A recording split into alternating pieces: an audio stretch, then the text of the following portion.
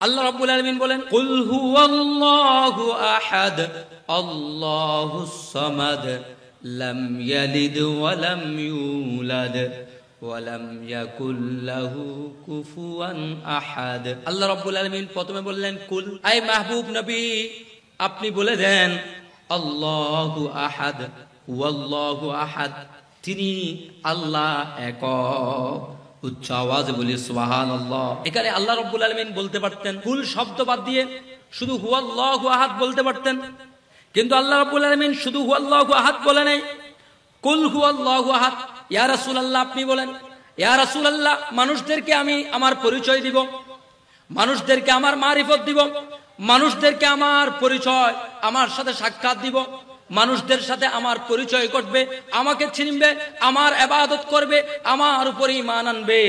সব কিছুর জন্য আমি আগে ইন্তেখাব করেছি, মোহাব্বত করে পছন্দ করে নির্বাচন করেছি আপনি রাসূলুল্লাহকে।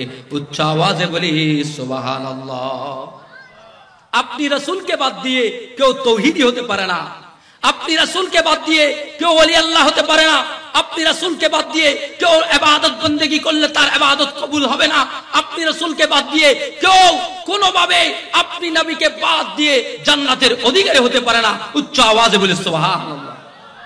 তাহলে ঈমান, আপনার ঈমান আনবেন, ওই ঈমানের আগে ঈমান যে আপনার মধ্যে ঢুকবে তার আগে যাকে চিনতে হবে তিনি হচ্ছেন আকা মুহাম্মদুর রাসূলুল্লাহ। উচ্চ আওয়াজে বলি সুবহানাল্লাহ। হুজুর করিম সাল্লাল্লাহু আলাইহি ওয়াসাল্লামকে না চিনলে তার ঈমান যথাযথ হবে না।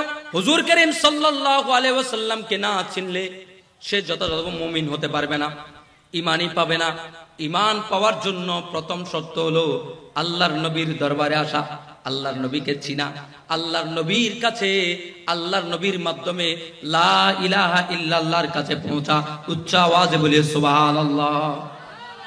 এটা কবি নজরুল বুঝেছেন, বুঝে নাই আমাদের কিছু মানুষ। কবি নজরুল বলছেন, তিনি বলছেন রাসূল নামের রশি ধরে যেতে হবে খোদার ঘরে, রাসূল নামের রশি ধরে যেতে হবে খোদার ঘরে, নদী তরঙ্গে যে পড়েছে ভাই, নদী তরঙ্গে যে পড়েছে ভাই, দরিয়াতে আপনে মেশে।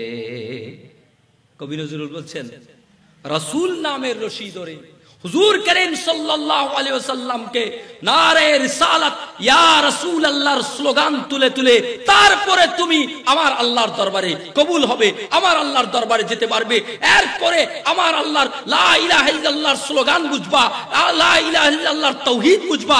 তোমাকে তাওহীদে পৌঁছাতে হলে তার আগে রাসূলের রশি ধরতে হবে। রাসূলের রশি যদি ধরো, কবি নজরুল উদাহরণ দিচ্ছেন নদী তরঙ্গে যে পড়েছে ভাই, দরিয়াতে আপনি মিশে তুমি যদি এখানকার জলকদর খালের মধ্যে নৌকা দিয়ে ওখানে মধ্যে নামো, নৌকাটা তোমার তরিটা তুমি যদি জলকদর খালের মধ্যে দাও, জলকদরে একটা বাটা জোয়ার আসবে, জোয়ারের আছে ওই জোয়ার তোমার নৌকা নিয়ে তোমাকে বঙ্গোপসাগর পর্যন্ত পৌঁছে দিবে।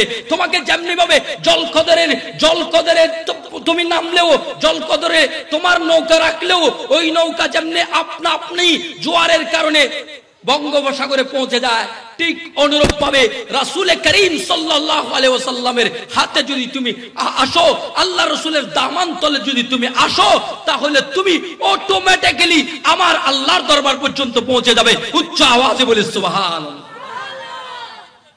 আল্লাহু আকবার। ইয়া রাসূলুল্লাহ, ইয়া রাসূলুল্লাহ, জিন্দাবাদ জিন্দাবাদ জিন্দাবাদ জিন্দাবাদ। উনি হযরত আশরাফ আলী শাহ রাহমাতুল্লাহ আলাইহির কথা বলছি। তিনি মহান আল্লাহর ওলি ছিলেন। তো আল্লাহর ওলি হওয়ার জন্য কি লাগে, কেমনে ওলি হয়, কেমনে ওলি হয় এটা আমার আল্লাহ বলছেন।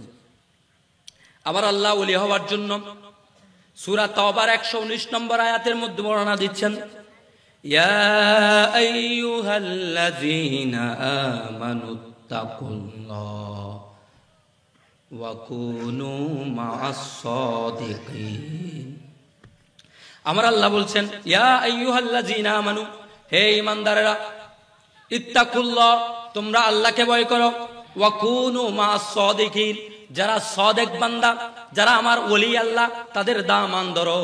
যদি আমার ওলিদের দামান ধরো, ঈমান রাখো, তাকওয়া অবলম্বন করো, তাহলে আমার আল্লাহ তোমাকে বেলায়েত নসিব করবেন। উচ্চ আওয়াজে বলি সুবহানাল্লাহ। তাহলে কয়টা শর্ত? তিনটা। এই আয়াত বলছে তিনটা জিনিস ধরতে হবে। তিনটা জিনিস থাকলে তিনি আল্লাহর ওলি হবেন। এক নম্বর ঈমান। এক নম্বর কি?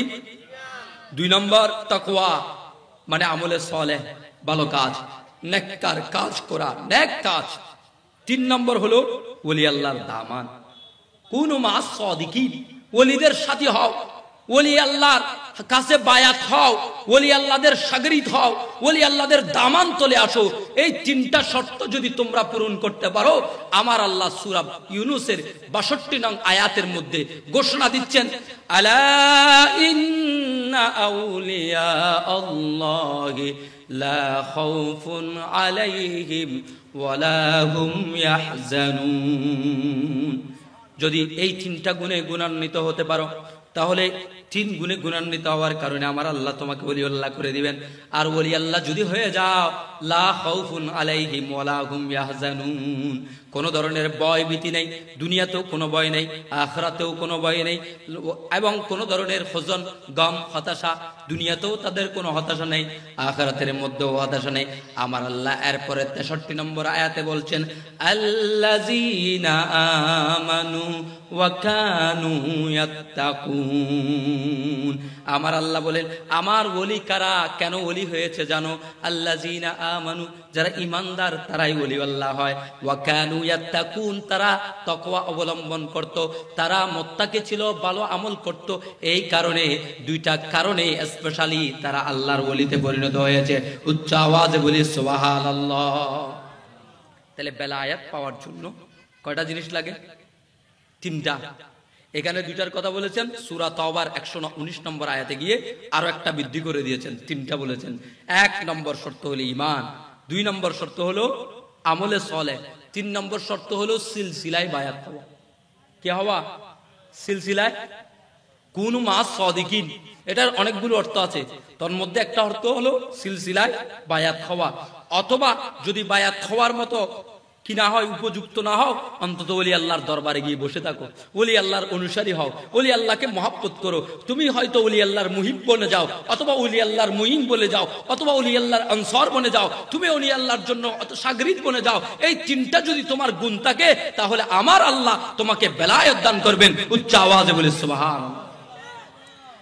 তাফসীরে কবির মাফাতিহুল গায়ব, ইমাম ফখরুদ্দিন রাজি রাহমাতুল্লাহ আলাইহি, এই তাফসীরে কবির সারা পৃথিবীর এমন কোন মাদ্রাসা নাই, এমন কোন আলেম নেই, এমন কোন বড় ইমাম নেই যে তাফসীরে কবির সম্পর্কে জানে না। তাফসীরে কবির এত উঁচু মাপের কিতাব, তাফসীরের কিতাব। আল্লাযীনা আমানু ওয়া কানু ইয়াত্তাকুন, এই আয়াতের তাফসীর করতে গিয়ে তিনি বলেন, দুনিয়ার মানুষেরা জেনে নাও, যদি ঈমানদার হও, আমার আল্লাহ তোমাকে একটা শক্তি দান করবেন।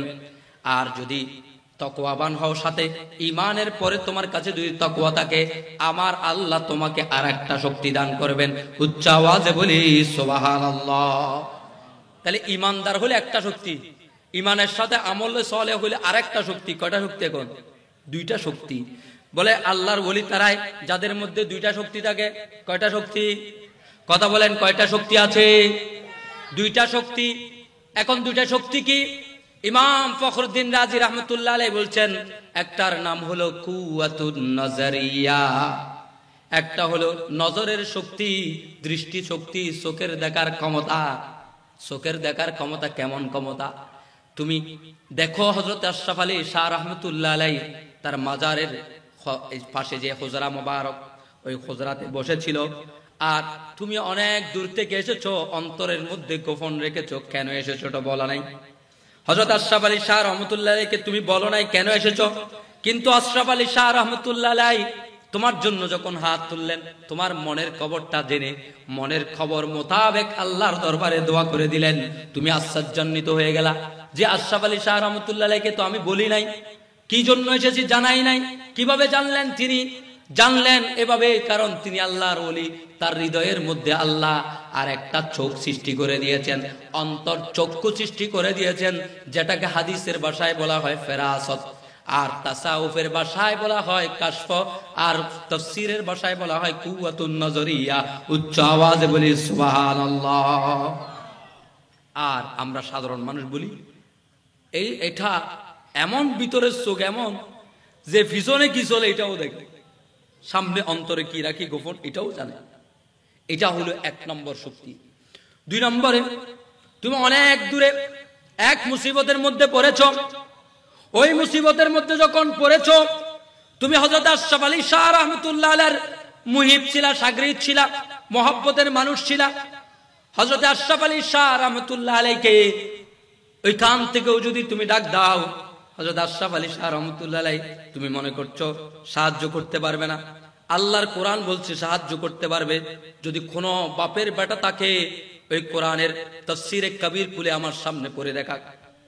তাফসীরে কবির বলছে আল্লাহর ওলিদেরকে আল্লাহ তাআলা এই ক্ষমতা দিয়েছেন, আর একটা ক্ষমতা দিয়েছেন, ওই ক্ষমতার নাম হলো কুওয়াতুল আমলিয়া। দূরে কোথাও দেখছেন হযরত আশরাফ আলী শাহ রাহমাতুল্লাহ অন্তর চক্ষু দিয়ে দেখছেন, এখানে বসে দূরে তার শাগরিদ মহব্বতকারী ব্যক্তি মুসিবতের মধ্যে পড়েছে, বড় ধরনের কোনো ঘটনা হয়ে যাচ্ছে। হযরত আশরাফ আলী শাহ রাহমাতুল্লাহর মন চাচ্ছে ওই শাগরিদকে সাহায্য করার জন্য।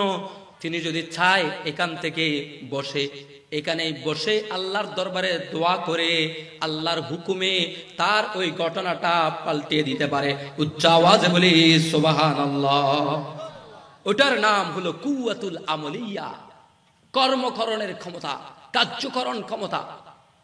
এটাকে ইলমে তাসাউফের ভাষায় বলা হয় তাসাররুফাত, আর এটাকে সাধারণ মানুষকে বোঝানোর জন্য আমরা বলে থাকি কারামাত। উচ্চ আওয়াজে বলে সুবহানাল্লাহ। তাহলে আল্লাহর ওলিদের কয়টা ক্ষমতা? 2টা। একটা ক্ষমতা হলো কুওয়াতুন নজরিয়া, দেখার ক্ষমতা। চোখে দেখে না, এই চোখে না, ভিতরের চোখে দেখে, যেই চোখের কোনো পর্দা থাকে না। এই চোখের তো পর্দা আছে, অতটুক দেখা যায়, এরপরে আর দেখা যায় না। কিন্তু অন্তরের চোখ শুধু এখানে দেখে তাই নয়। ডক্টর আল্লামা ইকবাল বলছেন कि मोहम्मद से वफा तूने तू हम तेरे है, ये दुनिया सीज है क्या, लौह कलम भी तेरे है। हुजूर करीम सल्लल्लाहु अलैहि वसल्लम, रसूल আকরাম সাল্লাল্লাহু আলাইহি ওয়াসাল্লামের যদি ওয়াফাদার গোলাম হতে পারো, ওয়াফাদার আল্লাহর হাবিবের যদি ওয়াফাদার গোলাম হও, দুনিয়াটাই কি চায়? দুনিয়াটা তো সামান্য মাত্র, আল্লাহর আরশ, কুরসি, লৌহ কলম সবকিছু তোমার হয়ে যাবে। উচ্চ আওয়াজে বলে সুবহানাল্লাহ। আল্লাহর ওলিদের এখানে বসে কলম কি লিখছে দেখার ক্ষমতা আছে। যারা বিশ্বাস করে না আল্লাহর ওলিদের সম্পর্কে, তারা আসলে কোরআনের সঠিক তাফসীর পড়ে না। তারা সব তাফসীর পড়ে পলিটিক্যাল তাফসীর। তাফসীরও অনেক প্রকার। পলিটিক্যালাইজ করা তাফসীর যদি কেউ পড়ে, রাজনৈতিক তাফসীর যদি কেউ পড়ে, কোরআনের এই অন্তর্নিহিত দিকটা জানবে না। কোরআনের তাফসীর আমি করলে কি হবে? আমি তো কোরআনের তাফসীর করব না। যদি তাফসীর করতে হয় আমি বলতে পারবো ইমাম ফখরুদ্দিন রাজি এভাবে করেছেন, ইমাম জালালউদ্দিন সুয়ুতী এভাবে করেছেন, ইমাম আবু হাইয়ান আন্দালুসি রাহমাতুল্লাহ আলাইহি এভাবে করেছেন তাফসীরুল বাহরুল মাহিদের মধ্যে। ইমাম ইবনুল জাওজি রাহমাতুল্লাহ আলাইহি জাদুল মাসির ফি ইলমি তাফসীর এখানে এভাবে করেছেন। এভাবে রেফারেন্স করে করে আমাকে তাফসীর করতে হবে, কারণ আল্লাহর হাবিব বলেছেন মান ফাসসারাল কুরআনা বিরাইহি ফাকাদ কাফারা। যে ব্যক্তি মন গড়া নিজের ইচ্ছামতো কোরআনের তাফসীর করে সে কুফরি করেছে। উচ্চ আওয়াজে বলি নাউযুবিল্লাহ। তাহলে কোরআনের তাফসীর, আসল তাফসীর মাহফিল হলো ওটা যেটার মধ্যে ইমামরা কি বলেছেন, সাহাবায়ে কেরাম এই আয়াতের কি ব্যাখ্যা করেছেন, ওই আয়াতের ব্যাখ্যায় আসল মুফাসসির তাবিঈনগণ কি করেছেন, তবে তাবিঈনগণ কি করেছেন, আইম্মায়ে কেরাম কি করেছেন, এই ব্যাখ্যা যারা জানায় এটাই আসল তাফসীর। আর যেটা আয়াত পড়ে নিজের মন গড়া ব্যাখ্যা করে দেয়, ওইটার সাথে কোরআনের তাফসীরের কোনো সম্পর্ক আছে? হযরতে আশরাফ আলী শাহ রাহমাতুল্লাহ আলাইহি এই 2টা গুণে গুণান্বিত ছিল। কথা বলেন ঠিক কিনা? এই 2টা গুণে গুণান্বিত যারা হয় তারা আল্লাহর ওলি হয়। আল্লাহ তাআলা তাদেরকে ওলি করেন। আল্লাহ তাআলার ওলি হওয়ার জন্য 1 নম্বর শর্ত হলো ঈমান। 1 নম্বর শর্ত কি? ঈমান ছাড়া কেউ ওলি হতে পারে না। ঈমান ছাড়া কেউ ওলি হতে পারে না, ঈমান ছাড়া কেউ জান্নাতি হতে পারে না, ঈমান ছাড়া জাহান্নাম থেকে মুক্তি পাওয়া যাবে না, ঈমান ছাড়া কবরের আযাব থেকে মুক্তি পাওয়া যাবে না, ঈমান ছাড়া ফুলসিরাত পার হওয়া যাবে না, ঈমান ছাড়া হাসরের ময়দানের আযাব থেকে মুক্তি পাওয়া যাবে না, ঈমান ছাড়া মিজানের মধ্যে মুক্তি পাওয়া যাবে না। সবকিছুর আগে, সবকিছুর মুকদ্দম, সবকিছুর মধ্যে এক নম্বর স্থান থাকবে যেটা, সেটার নাম ঈমান। এখন প্রশ্ন আসতে পারে ঈমান কি? এবার প্রশ্ন আসবে কি ঈমান কি? ঈমান হলো সহজ সরল ভাষায় হলো বিশ্বাস। কি? বিশ্বাস। আজকের অনেক মুফাসসির সুন্দর সুন্দর বয়ান করে করে আমাদেরকে বুঝাতে চায়, ঈমানকে তারা ডিফাইন করতে চায়, ডেফিনেশন করতে চায় ঈমানকে সায়েন্স দিয়ে, বিজ্ঞান দিয়ে। অনেকে আমাদের কাছে দিন বুঝাতে আসে কি দিয়ে? বিজ্ঞান দিয়ে। আমি বলছি না বিজ্ঞান দিয়ে বুঝাতে পারবে না, এমনটা নয়, কিন্তু কেউ যদি মনে করে বিশ্বাস আর বিজ্ঞান এক, তাহলে সে ভুলের মধ্যে আছে। কারণ বিশ্বাস আর বিজ্ঞান কোনোদিন এক হতে পারে না। আমাদেরকে বলা হচ্ছে ধর্মান্ধ ব্যক্তি, অন্ধবিশ্বাসী বলা হয়। আজকের বিভিন্ন কলেজ বিশ্ববিদ্যালয়ে যদি তাকান, সেখানকার নাস্তিকরা, সেখানকার বিভিন্ন আল্লাহতে অবিশ্বাসীরা, রাসূল আল্লাহ অবিশ্বাসীরা, কিংবা ক্ষেত্র বিশেষ বাতিল ফেরকারা, তারা আমাদের সুন্নি মুসলমানকে বলে তারা অন্ধবিশ্বাসী। আরে পাগলা, কোরআন বলছে অন্ধবিশ্বাস করার নাম ঈমান। যদি অন্ধবিশ্বাস না হয় তাহলে সে ঈমানদার হতে পারে না। আল্লাহ রাব্বুল আলামিন বলেন আল্লাযীনা ইউমিনুনা বিল গায়বি ওয়া ইউকিমুনাস সালাহ ওয়া মিম্মা রাযাকনাহুম ইউনফিকুন। ঈমানদার কারা? আল্লাহ পরিচয় দিচ্ছেন আল্লাযীনা ইউমিনুনা বিল গায়ব। ঈমানদার হলো তারা যারা বিশ্বাস স্থাপন করে গায়েবের উপর। চোখে দেখে নাই কিন্তু বিশ্বাস করে, আল্লাহর হাবিবকে চোখে দেখে নাই কিন্তু আল্লাহর নবীকে বিশ্বাস করে, কোরআন কেমনে নাজিল হয়েছে দেখে নাই কিন্তু বিশ্বাস করে, আল্লাহকে দেখে নাই বিশ্বাস করে, আল্লাহর ফেরেশতাদের দেখে নাই বিশ্বাস করে, আল্লাহ রাব্বুল আলামিনের যে ফেরেশতারা খবর জগতের মধ্যে সওয়াল জবাব করবে, ওই সওয়াল জবাবে বিশ্বাস করে, সওয়াল জবাব দেখে নাই কবরের মধ্যে কিন্তু বিশ্বাস করে, কবরের আযাব দেখে নাই বিশ্বাস করে, হাসর নাসর কেমনে হবে দেখে নাই বিশ্বাস করে, মিজান দেখে নাই বিশ্বাস করে, ফুলসিরাত দেখে নাই বিশ্বাস করে, জান্নাত দেখে নাই বিশ্বাস করে, জাহান্নাম দেখে নাই বিশ্বাস করে। এগুলোর নাম হলো ঈমান। উচ্চ আওয়াজে বলি সুবহানাল্লাহ। তাহলে ঈমান হলো কি? গায়েবে বিশ্বাস করা, না দেখে বিশ্বাস করা। আর বিজ্ঞান কি বলে? বিজ্ঞান কি না দেখে বিশ্বাস করে? কথা বলেন। বিজ্ঞান না দেখে কোনো কিছুতে বিশ্বাস করে না। বিজ্ঞান মানে প্রুভেন, প্রুফ, যে জিনিসটা, অর্থাৎ যে জিনিসটা প্রমাণিত হতে হবে। বিভিন্ন পরীক্ষা নিরীক্ষার মাধ্যমে চোখে দেখা গেলে এটারে বিশ্বাস করে, চোখে না দেখে না ওইটারে বিশ্বাস আর করে না। বিজ্ঞানীরা কতটুকু বিশ্বাস করবে? যেটা তার চোখের সামনে। এটাকে বলা হয় বস্তুবাদী। বস্তুবাদ আর আধ্যাত্মবাদ দুই জিনিস। আমরা আধ্যাত্মিকতায় বিশ্বাসী। কথা বলেন ঠিক কিনা? মুসলমানের ভিতরেও আজকে বস্তুবাদ ঢুকে গেছে। মুসলমানের সন্তানেরা আধ্যাত্মিকতায় বিশ্বাস করে না, শুধুমাত্র বাহ্যিকতায় বিশ্বাস করতে চায়। ওই যারা বাহ্যিকতায় বিশ্বাস করতে চায় তাদের ঈমান পরিপূর্ণ হয় নাই। কথা বলেন ঠিক কিনা? যদি আপনি বলেন আধ্যাত্মিকতা কি, আপনি নামাজ পড়েন, নামাজের মধ্যে আমরা দাঁড়াই না। আচ্ছা, যদি যারা বস্তুবাদী বিশ্বাসী, যারা ঈমানের আধ্যাত্মিক যে একটা ফাংশন আছে ওটাতে যারা বিশ্বাস করে না, তারা নামাজ পড়ে কি না? পড়ে। আচ্ছা, নামাজ কি? নামাজ হলো আল্লাহর সাথে কথোপকথন, আল্লাহর সাথে কথা বলা। নামাজ কি? আল্লাহর সাথে কথা বলা। আচ্ছা, আল্লাহর সাথে কথা বলা যদি বস্তুবাদ দিয়ে চিন্তা করেন, আধ্যাত্মিকতা বাদ দেন, তাহলে দেখবেন নামাজের মধ্যে আপনি হাত তুলেছেন, হাত বেঁধেছেন, কিছু তেলাওয়াত করেছেন। যে মুসলমান নয়, কাফের, সে বলবে কি আর এমন আছে এখানে, হাত তাত লাড়িয়ে একটু ব্যায়াম করেছে মাত্র। কথা বলেন ঠিক কিনা? বেঈমানরা কি এটার মর্ম বুঝবে? যে কাফের, যে হিন্দু, যে খ্রিস্টান, সে কি বুঝবে আমার নামাজে কি ফায়দা আছে? বুঝবে? বুঝবে না। কেন বুঝবে না? কারণ সে এখানকার আধ্যাত্মিক বিষয় কি, আমি যে আলহামদুলিল্লাহ রাব্বিল আলামিন পড়ছি, এটার ভিতরে আমি যে আল্লাহর সাথে কথা বলছি, এটা সে বুঝবে না। সে বুঝবে কতটুকু, কিছু কিছু আওয়াজ করছে আর হাত হাত নাড়াচাড়া করছে, এটুকু বুঝবে। আর যে সঠিক মুসলমান, যে ইমানদার, সে বলবে না, এটা যেমন তেমন ব্যাপার নয়। আমার রাসূল যখন মেরাজে গেলেন, আল্লাহর সাথে দিদার করলেন, সাক্ষাৎ করলেন। আল্লাহর দিদারের পরে আল্লাহ তাআলা উম্মতের জন্য হাদিয়া দিলেন, গিফট দিলেন। আমার হাবিব ওই গিফটগুলো আমাদের জন্য এনেছেন। আল্লাহর হাবিব আমাদের জন্য গিফট এনেছেন নামাজ। ওই নামাজটা আমাদের এখানে আধ্যাত্মিকতা আছে। নামাজ পড়লে দুনিয়ার স্বাভাবিক চোখে দেখা যায়, স্বাভাবিক দুই চোখের মধ্যে যদি তাকায়, ভিতরের আধ্যাত্মিকতা যদি বাদ দিয়ে তাকায়, তাহলে নামাজকে ব্যায়াম মনে হবে। কিন্তু আধ্যাত্মিক অন্তরের চোখ দিয়ে যদি তাকানো হয়, ওই নামাজের কারণে আমার আপনার গুনাহ মাফ হয়ে যায়। কথা বলেন ঠিক কিনা? আল্লাহর হাবিব হুজুর করিম সাল্লাল্লাহু আলাইহি ওয়াসাল্লাম ইরশাদ করেছেন, হযরত আবু যার গিফারি হাদিস বর্ণনা করেছেন, হযরত আবু হুরায়রা হাদিস বর্ণনা করেছেন। আল্লাহর হাবিব বলেন, নামাজ কেমন জানো? নামাজ হচ্ছে এমন যে একটা পুকুর যদি সামনে থাকে, অথবা একটা নহর, একটা নদী বা ঝর্ণা, ওটার মধ্যে যদি কোনো ব্যক্তি 5 বার গোসল করে দৈনিক, 5 বার গোসল করলে তার শরীরের মধ্যে কোনো ময়লা থাকবে নি? কোনো ময়লা থাকবে? শরীর থাকবে না।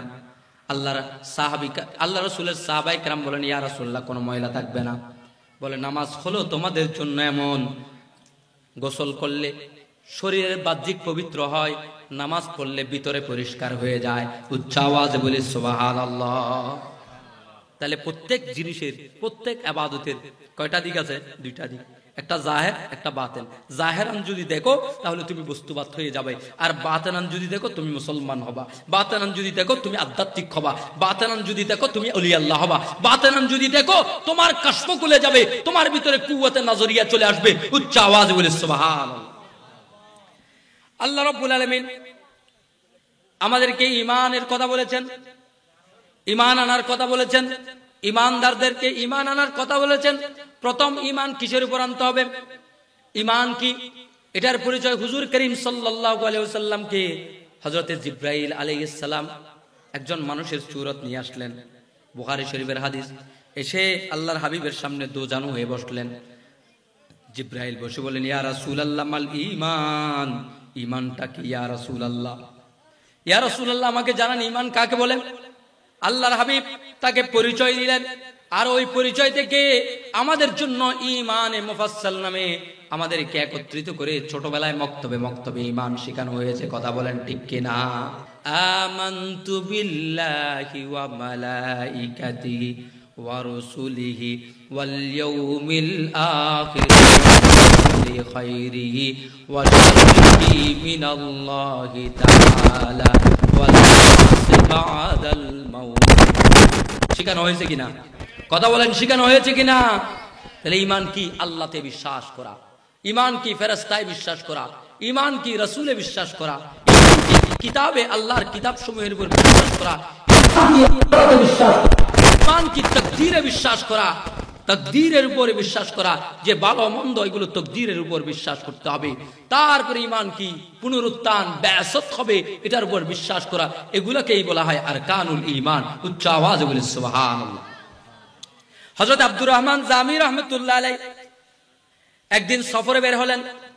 আব্দুর রহমান জামিকে, যাকে আল্লাহর হাবিব হুজুর করিম সাল্লাল্লাহু আলাইহি ওয়াসাল্লাম রওজায়ে আতহারের থেকে বের হয়ে মুআনাকা করেছেন, দিদার দিয়েছেন, যার কারণে 70,000 মানুষ, 70,000 জায়রিন মদিনা শরীফের মধ্যে আল্লাহর নবীর দিদার পেয়েছে বাদাল ওয়াফাত। উচ্চ আওয়াজে বলে সুবহানাল্লাহ।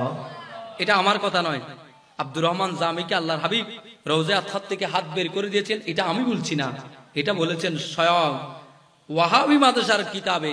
হাটহাজারী মাদ্রাসার আল মাখজান একটা কিতাব আছে, হাটহাজারী মাদ্রাসাওয়ালারা ছাপিয়েছে। ওই কিতাবের শরহে জামির মুসান্নফের জীবনী লিখতে গিয়ে হযরত আব্দুর রহমান জামির জীবনী লিখেছে। সেখানে তারা উল্লেখ করেছে হযরত আব্দুর রহমান জামি রাহমাতুল্লাহ আলাইহি মক্কাতুল মুকাররমায় গেলেন হজ করার জন্য। মক্কাতুল মুকাররমা থেকে মদিনায়ে মুনাওয়ারার দিকে রওনা হবেন।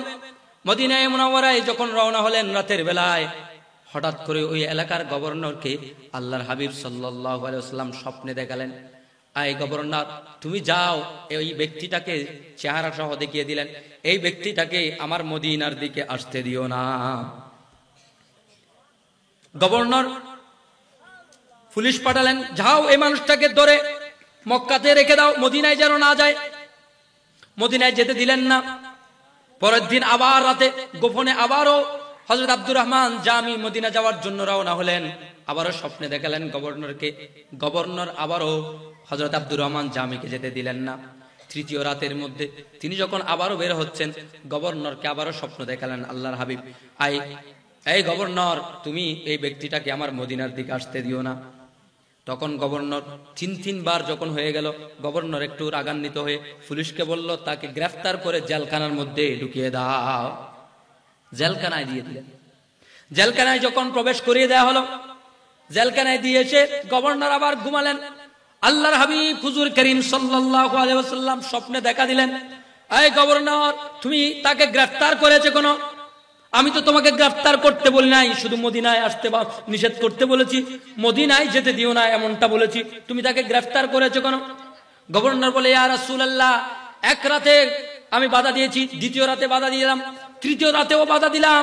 যখন তৃতীয় রাতটা আসলো, আমি মনে করলাম আপনি রাসূলুল্লাহ তার উপর নারাজ হয়েছেন, এই কারণে তাকে যেতে দিচ্ছেন না, সেই কারণে আমি তাকে বন্দী করেছি। বলে, না না, আমি রাসূল তার উপর নারাজ হই নাই, বরং আমি তার উপর এত রাজি হয়েছি, সে যদি মদিনায়ে মুনাওয়ারায় আসে, একটা কবিতা লিখেছে, ওই কবিতা যদি আমি নবীর সামনে পড়ে, তাহলে আমি নবী রওজা খার থেকে বের হয়ে তাকে দিদার দিব। উচ্চ আওয়াজে বলি সুবহানাল্লাহ।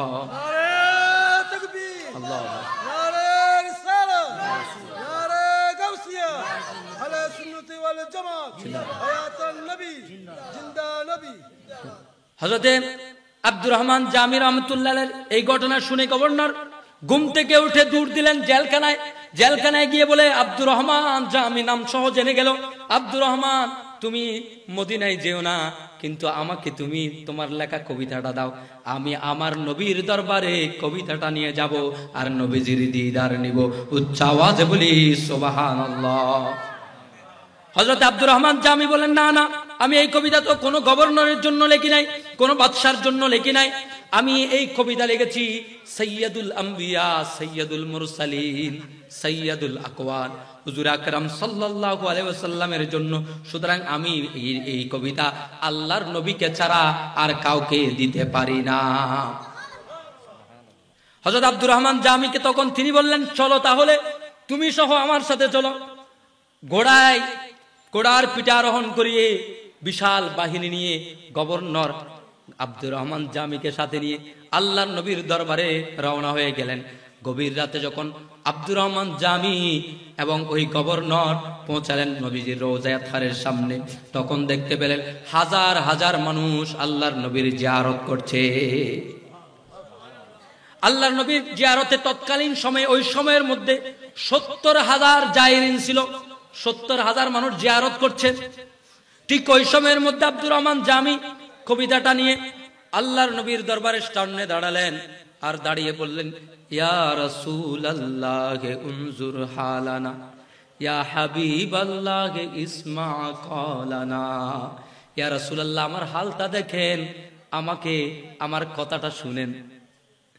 ইন্নানি ফি বাহরি গাম্মিন মুগরাকুন, ইয়া রাসূলুল্লাহ, আমি হতাশার সাগরে ডুবে আছি, হতাশার সাগরে আমি ডুবে গেছি। ইন্নানি ফি বাহরি গাম্মিন মুগরাকুন হুজবিয়াদি সাহিল লানা আশকালানা, ইয়া রাসূলুল্লাহ, আমার হাতটা ধরেন, মুসিবতের সাগর থেকে, আমার হতাশার সাগর থেকে আমাকে উত্তোলন করেন। উচ্চ আওয়াজে বলি সুবহানাল্লাহ। এরপর তিনি কবিতা পড়তে শুরু করলেন, একের পর এক কবিতা পড়লেন। তারাহাম ইয়া নবী আল্লাহ তারাহাম বলে বলে, যে মাহজুরি বরামদ জানে আলম, তারাহাম ইয়া নবী আল্লাহ তারাহাম।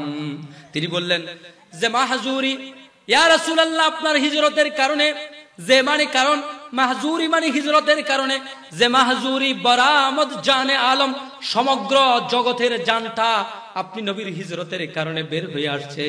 তারাহাম ইয়া নবী আল্লাহ তারাহাম, ইয়া রাসূলুল্লাহ একটু দয়া করেন, ইয়া রাসূলুল্লাহ একটু দয়া করেন। এরপরে সে বলল, না আখির রাহমাতাল লিল আলামিনী যে মাহরুমা সারা ফারগ নশিনী। ইয়া রাসূলুল্লাহ আপনি তো রহমাতুল লিল আলামিন, আপনি না শেষ নবী, আপনি না রহমাতুল লিল আলামিন। আমি জামি আপনার মাজারে পাকে এসেছি, আমি জামি আপনার দুয়ারে দাঁড়ালাম, আপনি রহমাতুল লিল আলামিন হয়ে আমি জামিকে কেমনে দিদার না দিয়ে, জিয়ারত না দিয়ে আপনি রসুল সেখানে বসে থাকতে পারেন? মাজারে পাকে কেমনে বসে থাকতে পারেন? ইয়া রাসূলুল্লাহ আমাকে একটু দিদার দেন। উচ্চ আওয়াজে বলি সুবহানাল্লাহ। আব্দুর রহমান জামি একের পর এক কবিতা পড়তে পড়তে পড়তে হঠাৎ করে এমন এক অবস্থা হলো, ওয়াহাবিরা স্বীকার করছে আমরা নয়, শুধু ওয়াহাবি মাদ্রাসার কিতাবওয়ালা লিখছে, ওই ওয়াহাবি মাদ্রাসার কিতাবে ওয়াহাবিরা নিজেরা স্বীকার করছে। তারা বলছে আল্লাহর হাবিব হুজুর আকরাম সাল্লাল্লাহু আলাইহি ওয়াসাল্লাম রওজায়ে আতহার থেকে হাত মোবারকটা বের করে দিলেন, আর আব্দুর রহমান জামি আল্লাহর নবীর হাত মোবারকে চুম্বন করলেন। শুধু আব্দুর রহমান জামি নয়, ৭০,০০০ জিয়ারতকারী সবাই আল্লাহর নবীর হাত মোবারকে চুম্বন দিলেন। উচ্চ আওয়াজে বলি সুবহানাল্লাহ। এটা কারা স্বীকার করেছে? আমরা না, এরা। তো আমাদের কিতাবে কি আছে? আমাদের কিতাবে আর একটু বাড়তি আছে। আমাদের কিতাবে শুধু এইটুকু নয়, যে নবী রওজায়ে আতহার থেকে হাত মোবারক বের করতে পারে সেই নবী সরাসরি সশরীরে দিদার দিতে পারে কিনা? আমাদের নবী জিন্দা নবী, কথা বলেন ঠিক কিনা? আমাদের নবী হায়াতুন নবী, কথা বলেন ঠিক কিনা? যেই নবী হাত মোবারক বের করতে পারে সেই নবী সরাসরি দিদার দিতে পারে। আমার নবী সরাসরি বের হয়ে আব্দুর রহমান জামিকে আমার নবী জলওয়া দিয়েছেন, দিদার দিয়েছেন, ৭০,০০০ জায়রিনকে দিয়েছেন। ওয়াহাবিরা এই কথা স্বীকার করেছে। হযরতে আহমদ রাফাঈ রহমাতুল্লাহ আলাইহিকেও আল্লাহর হাবিব এভাবে দিদার দিয়েছেন। উচ্চ আওয়াজে বলে সুবহানাল্লাহ। এই কথা স্বীকার না করলেও উপায় নেই, কারণ আরেক কবিতা আছে, কসিদায়ে বুরদা। মৌলায়া সাল্লি ওয়া সাল্লিম দাইমান আবাদান আলা হাবিবিকা খায়রিল খালকি কুল্লিহিম। এই কবিতার লেখক হযরত শরফুদ্দীন বুসরি রাহমাতুল্লাহ আলাইহি। ওয়াহাবিরা সহ পৃথিবীর সমস্ত বাতিল ফেরকা এক কথা স্বীকার করেছে যে শরফুদ্দীন বুসরি রাহমাতুল্লাহ আলাইহির হাত প্যারালাইজড হয়ে গেছিল। কবিতাটা লিখলেন, কবিতা লেখার পরে যখন ১০ম ফসল ১০টা পরিচ্ছেদ করেছেন, ১০ম পরিচ্ছেদ যখন লিখলেন, লেখার পরে তিনি ঘুমায় গেলেন। ঘুমের মধ্যে দেখলেন একজন নুরানি চেহারার ব্যক্তি আসলেন, একটা চাদর নিয়ে আসলেন, চেহারার মধ্যে হযরতে শরফুদ্দীন বুসরির চেহারাতে হাত বুলাই দিলেন, ওই প্যারালাইজ খাতের উপর হাত বুলাই দিলেন। শরফুদ্দীন বুসরি স্বপ্নে দেখলেন যে তার হাত ভালো হয়ে গেছে, চেহারা নুরানি হয়ে গেছে। এমত অবস্থায় তো একটা চাদর নিয়েছিলেন, ওই চাদরটা তার গায়ের মধ্যে দিয়ে দিলেন। দিয়ে যখন চলে যাচ্ছেন, শরফুদ্দীন বুসরি বলছেন, হাই হায় হায়, আপনি কে এমন এহসানওয়ালা, আপনি কে এমন রহমতওয়ালা, আপনি কে এমন করমওয়ালা, আপনি এত দয়াবান এমন ব্যক্তি, আপনি কে? সমস্ত ডাক্তার আমাকে জবাব দিয়ে দিয়েছে, সমস্ত ডাক্তার বলছে আমি ভালো হব না, সমস্ত ডাক্তার বলে দিয়েছে আমার কোনো চিকিৎসা নেই। আপনি কে এমন? হাতটা দিলেন আমি ভালো হয়ে গেলাম, হাতটা দিলেন আমার চেহারা নুরানি হয়ে গেল, আমাকে এত দয়া করলেন, আপনি কে? আমি জানতে চাই। বলে তুমি যার জন্য, যার মহব্বতে এত সুন্দর কবিতা লিখেছো, সেই মদিনার কামলিওয়ালা নবী, সেই সাইয়্যিদুল মুরসালিন, সাইয়্যিদুল আম্বিয়া নবী, আমি উম্মতের কান্ডারি নবী, উম্মতের মায়ার নবী, তোমার জন্য দিদার দিয়ে, তোমাকে আমি দিদার দিয়ে, তোমার রোগ মুক্তি দিয়ে, শিফা দিয়ে, তাবিব হয়ে তোমাকে দিদার দিলাম। উচ্চ আওয়াজে বলে সুবহানাল্লাহ।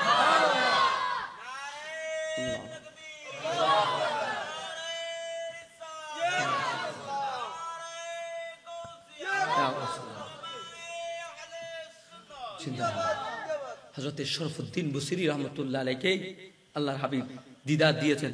সকালবেলা যখন ঘুম থেকে উঠলেন, ঘুম ভেঙে গেল, দেখলেন চাদরটা তার শরীরের উপরে এখনো আছে, চাদর।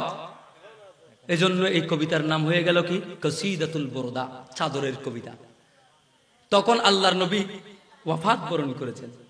শরফুদ্দীন বুসরি বাড়িতে চলে এসেছেন মদিনা থেকে হাজার হাজার মাইল দূরে। তো হাজার মাইল দূরে যদি নবী আসতে পারে, আব্দুর রহমান জামির জন্য রওজায়ে আতহারের সামনে বের হওয়া কি কঠিন কাজ? যারা বিশ্বাস করে না তারা বিশ্বাস করবেই না। কারণ তারা বস্তুবাদী, আধ্যাত্মিকতায় তাদের বিশ্বাস নেই। তারা ওই নাস্তিকদের মতো, যারা চোখে দেখলে আল্লাহকে বিশ্বাস করবে, না দেখলে বিশ্বাস করবে না। তো আল্লাহ বলেন চোখে দেখে আবার বিশ্বাসের ফাংশন কি? চোখে দেখলে তো সবাই বিশ্বাস করে, এটাতে আবার ইমান কি? ইমান বেঈমান তো চোখে না দেখে বিশ্বাস করা। চোখে দেখলে বিশ্বাস করবে না কে? এখানে মাইকের স্পিকার আছে, কেউ অস্বীকার করবেন? করবেন? কারণ আমি যদি বলি এটা মাইকের স্পিকার না, এটা একটা আপেল, কেউ বিশ্বাস করবেন? কেন করবেন না? বলে আমরা চোখে দেখতেছি মাইক্রোফোন, আপনি আপেল বললে বিশ্বাস করবো? তাহলে কেউ যদি এটা মাইক্রোফোন দেখে আমি আপেল বলছি এরপরও বিশ্বাস করছে, তাহলে ওই ব্যক্তি হলো আমার উপরে বিশ্বাসী। কথা বলেন ঠিক কিনা? ইমান হলো সেটা যে আল্লাহ আমি চোখে দেখি নাই, তোমাকে বিশ্বাস করি। কোরআন কেমনে নাজিল হয়েছে দেখি নাই, বিশ্বাস করি। জিব্রাইল কেমনে এসেছে দেখি নাই, বিশ্বাস করি। এটার নাম ঈমান। আল্লাহ রাব্বুল আলামিন ঈমানদারদেরকে 89টা ওয়াজ করেছেন কোরআনে কারীমের মধ্যে, ইয়া আইয়ুহাল্লাযীনা আমানু বলে, ইয়া আইয়ুহাল্লাযীনা আমানু এভাবে 89 বার বলেছেন। 89 বারের মধ্যে প্রথমে আল্লাহ তাআলা ঈমান শিক্ষা দিচ্ছেন। ঈমানের কোন কাজটা ঈমান?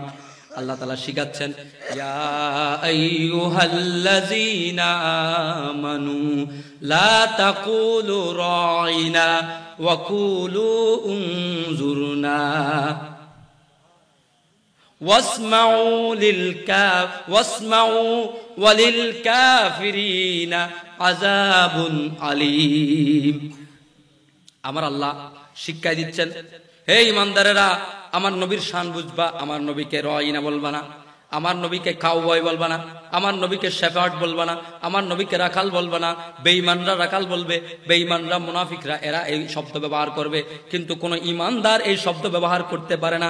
কোন ঈমানদার এই কথা বলবে না, রাইনা শব্দটা বলবা না। কারণ রাইনা দ্বারা দুইটা অর্থ হয়, একটা অর্থ হলো আমাদের রাখাল, আর একটা অর্থ হলো আমাদের দিকে তাকান। আল্লাহর হাবিব বলেন, মুনাফিক ইহুদিরা যেহেতু রাইনা দ্বারা আমাদের রাখাল উদ্দেশ্য করেছে, ঈমানদারেরা তোমরা আমাদের দিকে তাকান উদ্দেশ্য করলেও এই কথার যেহেতু দুইটা অর্থ, এই রাইনা শব্দের দুইটা অর্থ, একটা অর্থ ভালো আর একটা অর্থ খারাপ। খারাপ অর্থ যেহেতু রাখে, সেজন্য আমার নবীর শানে শব্দ ব্যবহার করবা না, আমার নবীর শানে রাইনা বলবা না, বরং কি বলবা আমার আল্লাহ শিখিয়ে দিচ্ছেন, ওয়াকুলু উনজুরনা, বরং তুমি বলবা উনজুরনা ইয়া রাসূলুল্লাহ, ইয়া রাসূলুল্লাহ আমাদের দিকে তাকান। এই কারণে আব্দুর রহমান জামিও বলেছেন, হুজুর গৌসে পাকও বলেছেন, ইয়া রাসূলুল্লাহ উনজুর হালানা, এরা বলেছেন উনজুরনা, এরা কেউ রাইনা বলে নাই। তুমিও রাইনা বলবা না।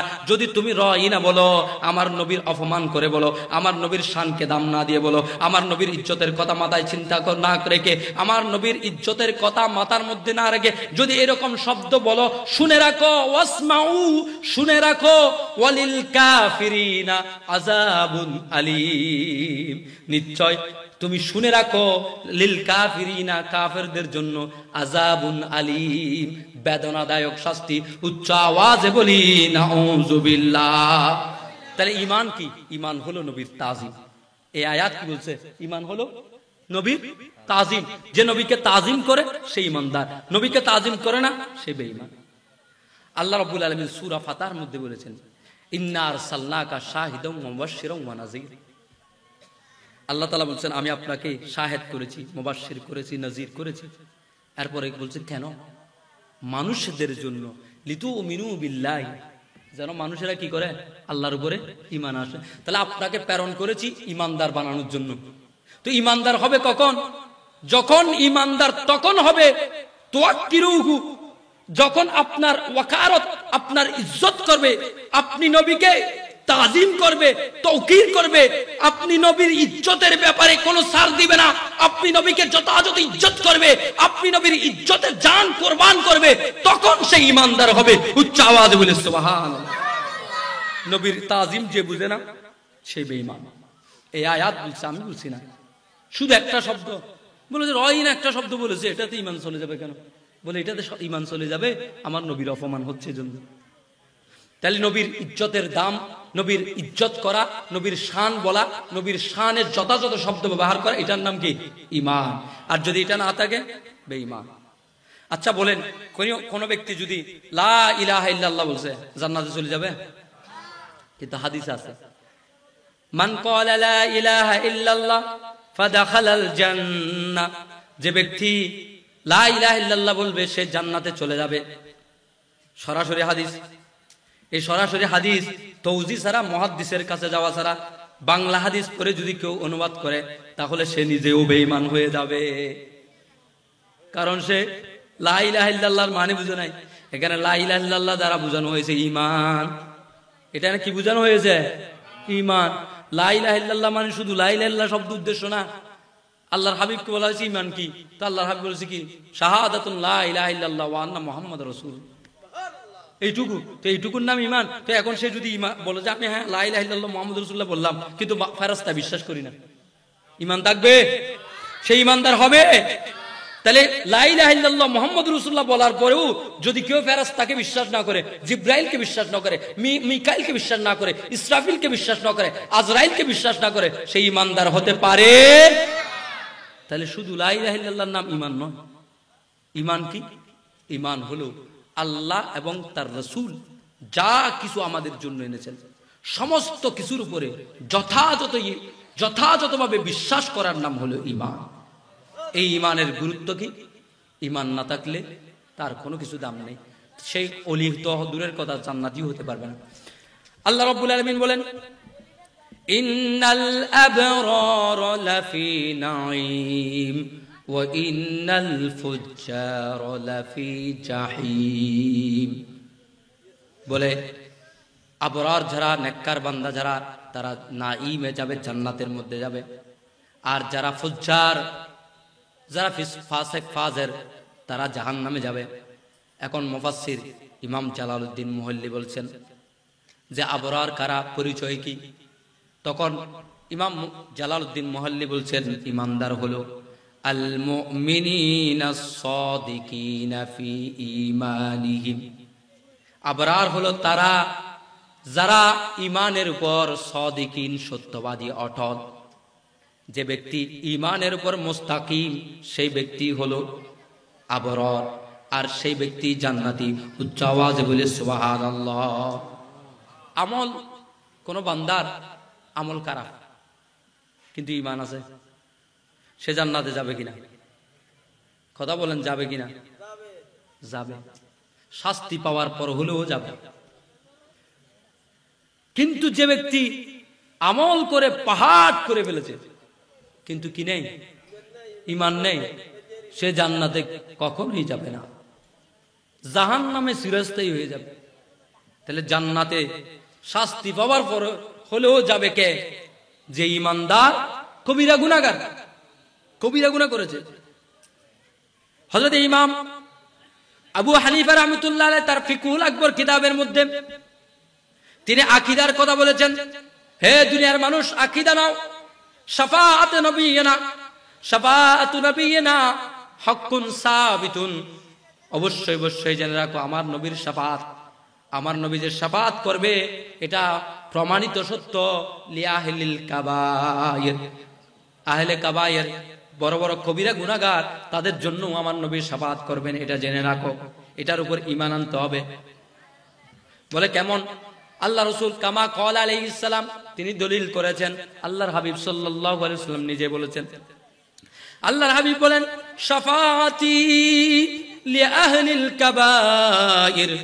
দুনিয়ার মানুষ জেনে নাও, আমি নবীর শাফাআত আহলে কাবায়ের, আমার উম্মতের মধ্যে যারা কবিরা গুনাহগার, বড় বড় কবিরা গুনাহ করে ফেলেছে, না জেনে করেছে, অবুঝ অবস্থায় করেছে, শয়তানের দুকায় পড়েছে, কিন্তু আমি নবীর উপর ঈমানদার, ঈমান রেখেছে, তাহলে কিয়ামতের ময়দানে সে যখন জাহান্নামে চলে যাবে, আমি নবী শাফাআত করব, আমি বলবো এটা আমার উম্মত। আল্লাহ, আল্লাহ এটা আমার উম্মত, যদিও গুনাহগার আমার উম্মত, আপনি আমার উম্মত হিসেবে তাকে জান্নাত নসিব করে দেন। উচ্চ আওয়াজে বলি সুবহানাল্লাহ। তাহলে মনে রাখতে হবে ঈমান এবং আমল কোনটার বেশি গুরুত্ব? আগে ঈমানের গুরুত্ব। ঈমান যদি ঠিক থাকে, ওই ঈমান নিয়ে যদি কবরে যায় সে জান্নাতি। ঈমান যে পেয়েছে, ঈমানের উপর অটল থেকে যে কবরে গিয়েছে সে ওলি। বেলায়েত দুই প্রকার, বেলায়েতে ঈমান, বেলায়েতে ইহসান। বেলায়েতে ঈমান কি? যার ঈমানের উপর অটলতা আছে সে আল্লাহর ওলি, এটা হলো বেলায়েতে ঈমান। প্রত্যেক মুমিন আল্লাহর ওলি, এটা হলো বেলায়েতে ঈমান। আর সে বেলায়েতে ঈমান পেয়েছে, কিন্তু বেলায়েতে ইহসান এটা হলো যে বেশি পাপের মুত্তাকি, বড় মুত্তাকি যারা, আমরা তাদেরকে আল্লাহর ওলি হিসেবে চিহ্নিত করি, এরা হলো বড় মুত্তাকি। এই জন্য এদের বেলায়েত হলো বেলায়েতে ইহসান, আর সাধারণ মুমিনের বেলায়েত হলো বেলায়েতে ঈমান। তো এই দুইটা বেলায়েতের মধ্যে ইমানদার হওয়া মাত্রই আল্লাহ তাআলা বেলায়েত দান করেন, ওইটার নাম বেলায়েতে ঈমান। এবার যত আমল করবে ভালো মতো, সে তত উন্নতি করতে থাকবে, আস্তে আস্তে উপরের দিকে তার মর্যাদা বৃদ্ধি হবে, উরুজ হবে, রুহানি উরুজ হবে। আল্লাহ তাআলা তাকে বেলায়েতে ইহসান নসিব করবেন। উচ্চ আওয়াজে বলে সুবহানাল্লাহ। এই দুনিয়ার মানুষ ঈমান আমলের মধ্যে একমাত্র আহলে সুন্নাত ওয়াল জামাত, যারা সুন্নি আকীদায় বিশ্বাসী, এরাই ঈমানকে প্রাধান্য দেয়। আর বাকিরা নামাজকে এত প্রাধান্য দিবেন, নামাজ পড়তে পড়তে কপালে দাগ করে দিবেন, রোজা রাখতে রাখতে রোজাকে বেশি গুরুত্ব দিবে, হজকে গুরুত্ব দিবে, যাকাতকে গুরুত্ব দিবে, অন্যান্য ভালো আমলগুলোকে গুরুত্ব দিবে, কিন্তু গুরুত্ব দিবে না একটা জিনিসকে, সেটা হলো আমার নবীর শানে কোন শব্দ ব্যবহার করব, আমার নবীর সাহাবীর শানে কোন শব্দ ব্যবহার করব, আমার নবীর আজওয়াজে মুতাহহারাতের শানে কোন শব্দ ব্যবহার করব। আমার নবীর যারা নেককার বান্দা উম্মত, নেককার উম্মত যারা আমার নবীর মাধ্যমে বেলায়েত প্রাপ্ত হয়েছেন, হযরত শাহজালাল ইয়ামানি, শাহফারান, শাহবদর আউলিয়া, তাদের শানে কি শব্দ ব্যবহার করব, ওইদিকে তারা লক্ষ্য রাখবে না, ওইদিকে তারা খেয়াল করবে না, ওইদিকে তারা বেখেয়াল হয়ে যাবে, তারা মন গড়া যা ইচ্ছা মন চায় বলবে, তারাই বেঈমান। আর যে ইমানের জন্য বড় এলাম রাখবে, বড় বড় কিতাব পড়তে হবে, এমনটা নয়। আব্দুর রহমান জামির যে ঘটনা বলতেছিলাম, আব্দুর রহমান জামি একদিন সফরে বের হয়েছেন। হযরত আব্দুর রহমান জামি সফরে যেতে যেতে হঠাৎ একটু ক্লান্ত হলেন। ক্লান্ত হওয়ার পরে রাস্তার পাশে এক ঘরের মধ্যে গেলেন। বলে ওই ঘরের মধ্যে প্রবেশ করার পরে দেখছেন একটা বুড়ি বৃদ্ধ মহিলা ছাদের আলোর মধ্যে ঘরের ভিতরে বসে বসে কি করছে, সে সরকায় জাল বুনছে। সরকার মধ্যে ওই সুতা তৈরি করা হয়, সুতা বুনছে সরকায়। তো তাকে গিয়ে বললেন, আই বুড়িমা, বৃদ্ধ মা, আমাকে একটু পানি দেন, আমি বড় ক্লান্ত, মুসাফির মানুষ। বৃদ্ধ মা ঘরের থেকে পানি দিলেন, আব্দুর রহমান জামি পানি খেলেন। পানি খাওয়ার পরে বলছেন, একটু মজা করে মহব্বত করে বলছেন, মা, তুমি তো সারাদিন এই সরকার মধ্যে সুতো বুনতে থাকো, তোমার ঈমান আমলের কোনো এলেম আসেনি, আল্লাহকে চিনোনি, আল্লাহর হাবিবকে চিনোনি? প্রশ্ন করলেন। তখন বৃদ্ধ মা বললেন, হ্যাঁ, আমি আল্লাহকে চিনি, আল্লাহর সাথে আমার পরিচয় আছে। বলে, আল্লাহর সাথে পরিচয় কেমনে আছে, কোন এলেম রাখেন? বলেন তো তাহলে, একটা প্রশ্ন করি। বৃদ্ধ মা বললেন, হ্যাঁ করো প্রশ্ন, আমি উত্তর দিব। বৃদ্ধ মা প্রশ্ন করলেন, তুমি যে আল্লাহকে, বৃদ্ধ মাকে আব্দুর রহমান জামি প্রশ্ন শুরু করলেন।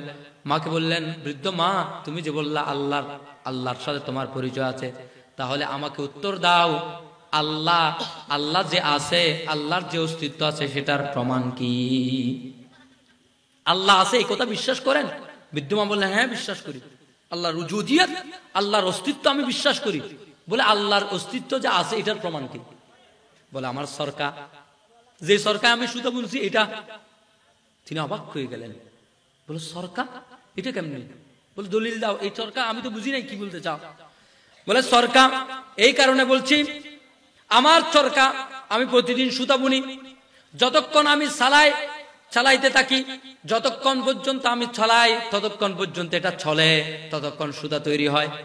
আমি যখন বন্ধ করে দিই, আর সুতা তৈরি করতে পারে না। আল্লাহর এত বড় পৃথিবীর দিকে তাকাও, সামান্য একটা চরকা, এটা আমি না চালাইলে চলে না। এত বড় পৃথিবী, এত বড় আল্লাহর মখলুকাত, এটা যদি আল্লাহ না থাকেন, এটা কোনোদিন চলতে পারে না, মুহূর্তের মধ্যেই ধ্বংস হয়ে যাবে। সুতরাং বোঝা যাচ্ছে, এই সরকার প্রমাণ করছে, সরকার চালাতে যেমন আমাকে লাগে, ঠিক অনুরূপ ভাবে আল্লাহর মাখলুকাতকে সুনির্দিষ্টভাবে চালাতে, সূর্যটা প্রতিদিন পূর্ব দিক থেকে উঠছে, কখনো পশ্চিম দিক থেকে উঠছে না, উত্তর থেকে উঠছে না, দক্ষিণ থেকে উঠছে না। এই যে প্রতিদিন নিয়ম করে উঠছে, চাঁদটা নিয়ম করে আলো দিচ্ছে, আলো বাতাস যথাযথভাবে আসছে, বাতাস যথাযথভাবে আমাদেরকে অক্সিজেন সরবরাহ করছে। এই সবগুলোর জন্য একজন অবশ্যই পরিচালক আছে, তিনি আমার আল্লাহ। উচ্চ আওয়াজে বলি সুবহানাল্লাহ। এখন বৃদ্ধ মাকে তিনি আবার জিজ্ঞেস করলেন, বুঝলাম আপনার ঈমান শক্ত, ঈমান মজবুত আছে, যে আপনার ঈমান আল্লাহ অস্তিত্ব আছে, এটার প্রমাণ আপনি চরকা দিলেন, বুঝলাম। এখন আমার দ্বিতীয় প্রশ্ন, আল্লাহ এক না দুই? আল্লাহ কি এক নাকি দুই তিন? কতটা আল্লাহ আছে? বলে অবশ্যই আল্লাহ এক, কোনো সন্দেহ নেই।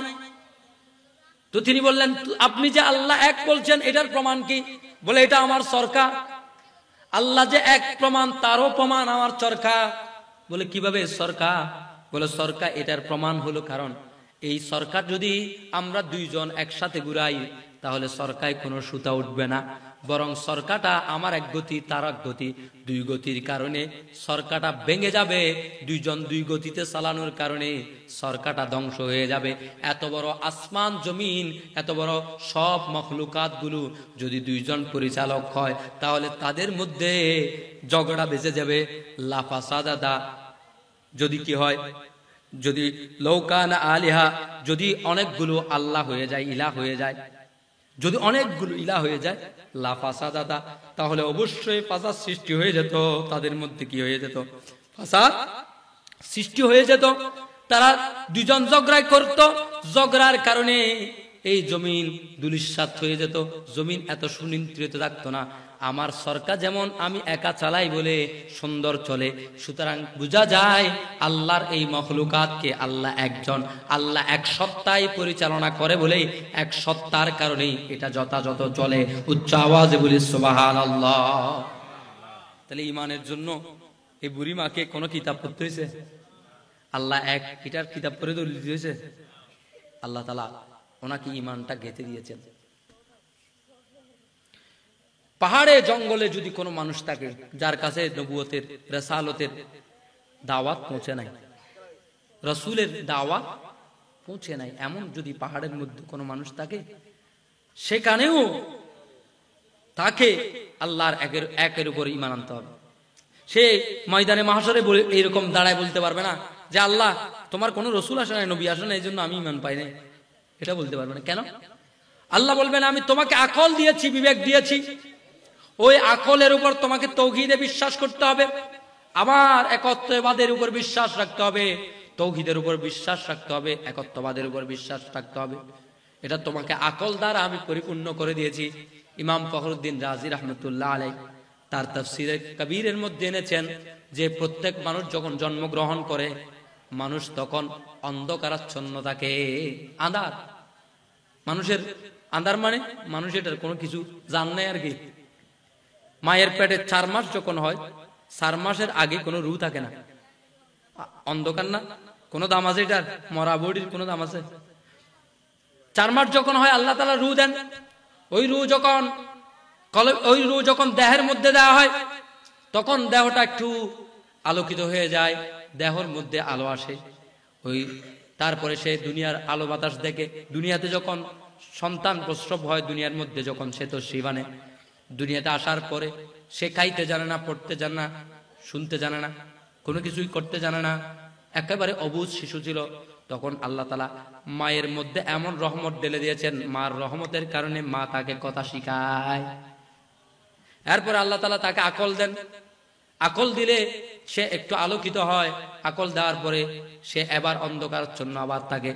বলে সে আকল দেওয়ার পরে আল্লাহ তাআলা তাদের মধ্যে আল্লাহর মারিফত দান করেন।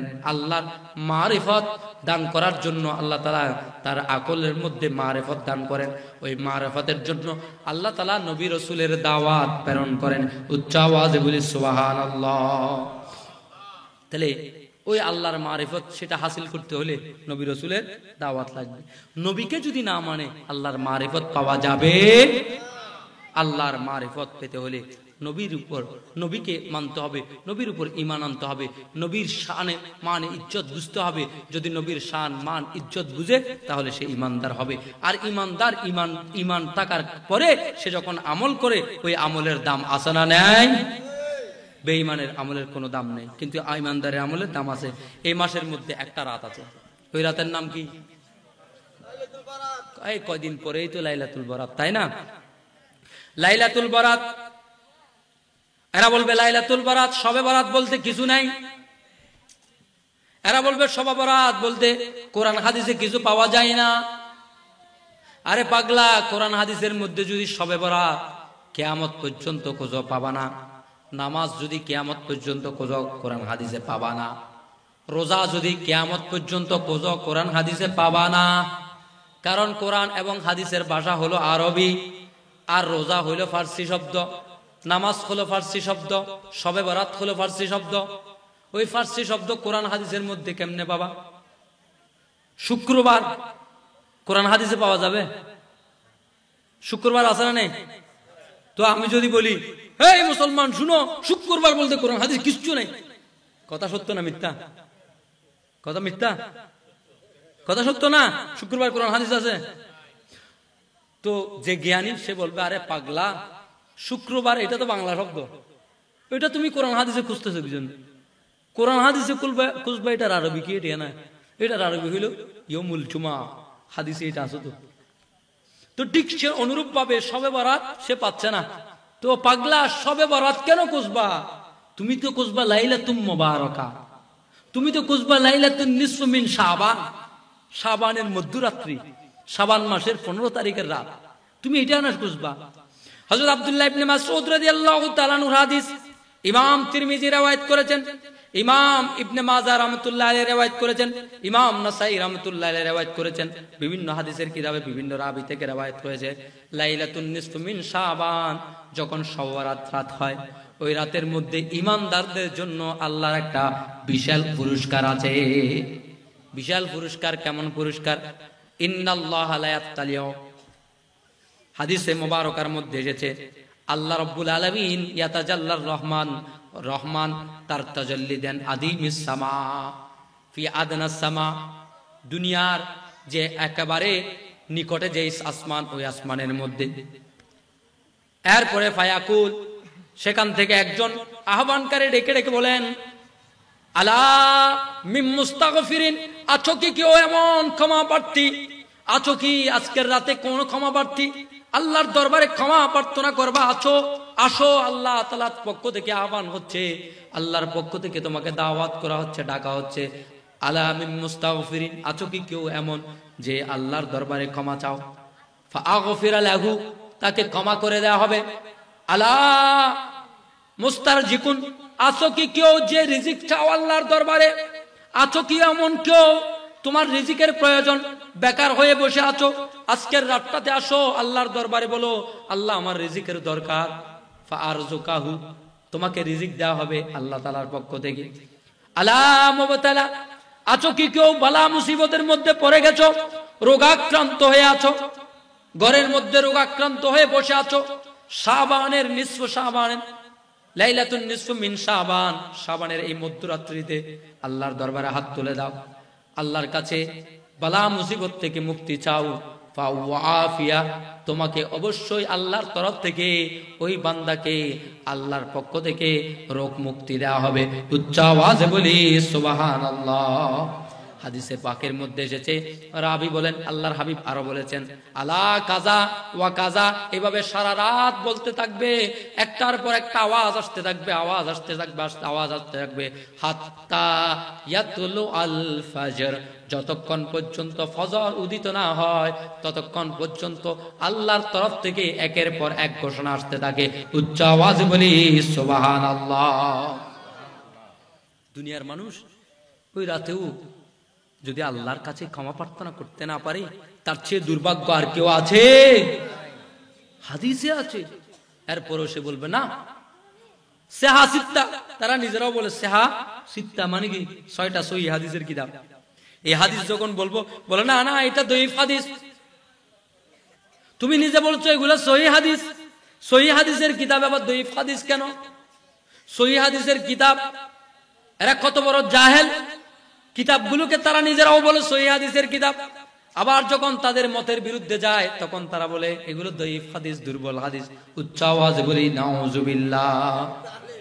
আল্লাহ রাব্বুল আলামিন ওই রাতের মধ্যে সমস্ত বান্দাদেরকে ক্ষমা করে দেন, সব কিছু চলে যেতে পারে কিন্তু ঈমান যেন না যায়। যদি ঈমানের উপর অটল থাকেন, আপনি বলি আল্লাহ তাআলা আপনাকেই বেলায়েত দান করেছেন। ঈমান এটাই বেলায়েত, এটার নাম বেলায়েতে ঈমান। আর এটার উপরের লেভেল হলো বেলায়েতে ইহসান। বেলায়েতে ইহসান পাওয়ার জন্য তাকওয়ার লেভেল যত বাড়বে আল্লাহ তাআলা তত বেশি বেলায়েতে ইহসান দিবেন। আর শুরুটা হবে স্কুলে প্রথম ভর্তি, বেলায়েতের স্কুলের প্রথম ভর্তি হবে ঈমান দিয়ে। ঈমান থাকলে বেলায়েতের স্কুলে ভর্তি হয়ে গেছে। এই বেলায়েতের স্কুলে এবার কি ক্লাস বাড়তে থাকবে কিসের উপরে? তাকওয়ার উপরে। আল্লাহ সুবহানাহু ওয়া তাআলা আমাদেরকে বেলায়েতে ঈমানের সাথে সাথে বেলায়েতে ইহসান অর্জন করার তৌফিক দান করুন। সকলে বলে আমিন। ওয়া আখিরু দাওয়ানা আলহামদুলিল্লাহি রাব্বিল আলামিন।